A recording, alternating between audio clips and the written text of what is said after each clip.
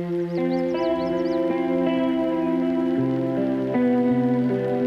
Friends, welcome to Shivatechs. ఈరోజు ఈ వీడియోలో మనం ఎంఎక్స్ గేమింగ్ ఓవర్లేయర్ని ఎలా రిజాల్వ్ చేయాలో చూద్దాం అనమాట.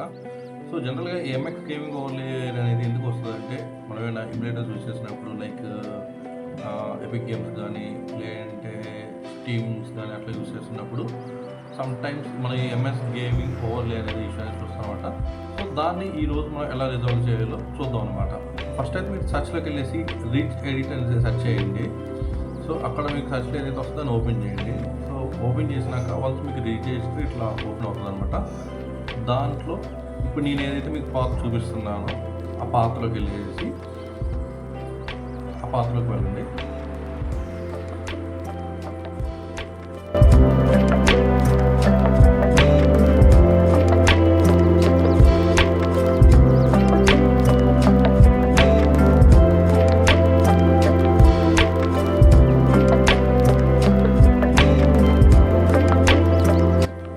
మీరు softwares Microsoft Windows current version gaming డివిఆర్లో ఎంటర్ అయినాక, సో గేమింగ్ డివిఆర్లో మీరు రైట్ క్లిక్ ఇచ్చి న్యూ క్లిక్ చేసి డివార్డ్ అని చెప్పి ఉంటుంది, అది సెలెక్ట్ చేసుకోండి. సో సెలెక్ట్ చేసుకున్నాక ఆ బైనరీకి మీరు యాప్ క్యాప్చర్ అనేబుల్ అని ఎక్కడైతే మీకు స్క్రీన్ మీద చూపిస్తుంది కదా, సో అలా అనేబుల్ చేసుకోండి.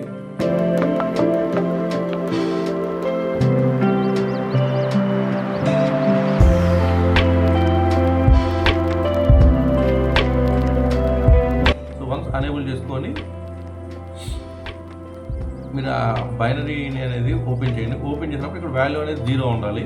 ఒకవేళ మీకు కనుక ఆల్రెడీ ఇది ఉండి ఒకవేళ 1 ఉంటే కనుక దాన్ని 0 సెలెక్ట్ చేసుకొని హెక్సాడెసిమల్ సెలెక్ట్ చేసుకొని ఓకే క్లిక్ చేయాలన్నమాట.